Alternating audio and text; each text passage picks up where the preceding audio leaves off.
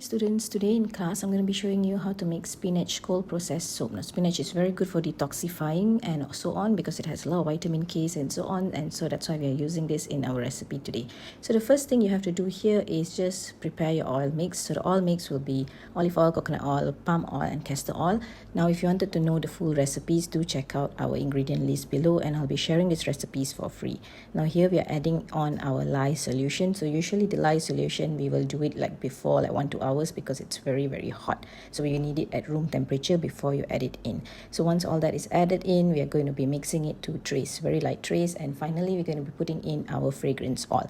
Now make sure that the fragrance oil that you're adding is flake free, and also specifically for cold process use only, because most of the oils that's available in Malaysia, it's not suitable for cold process. So what's going to happen is once you add the oil, it's going to seize your soap. It'll become very hard very fast, so you can't be doing all this coloring like whatever we are doing here.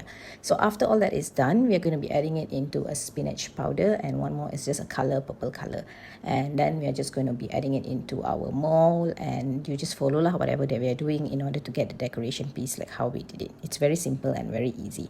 Now if you're someone who wanted to start your own business with cold processed soap and so on, we do have classes for this, so you can always contact us. That's specifically for business purposes only.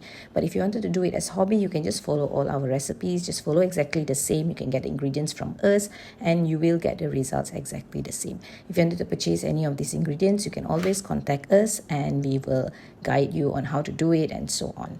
Now what we'll do usually after pouring into the mold is we will leave it for about 24 to 48 hours before we unmold it. We need it to be really hard first before we unmold it. Once unmold already, you can cut it, but you cannot use it. You still have to keep it for another 4 to 6 weeks to make sure that it's really hard before you use it.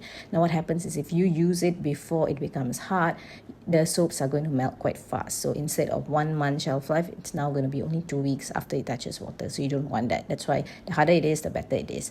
Now again guys, if you wanted to purchase any of these ingredients, you can always contact us, and if you have any questions, you can always comment below and I'll get back to you as soon as possible. My name is Nisha, a pharmacist and formulator, and I'm here to guide you.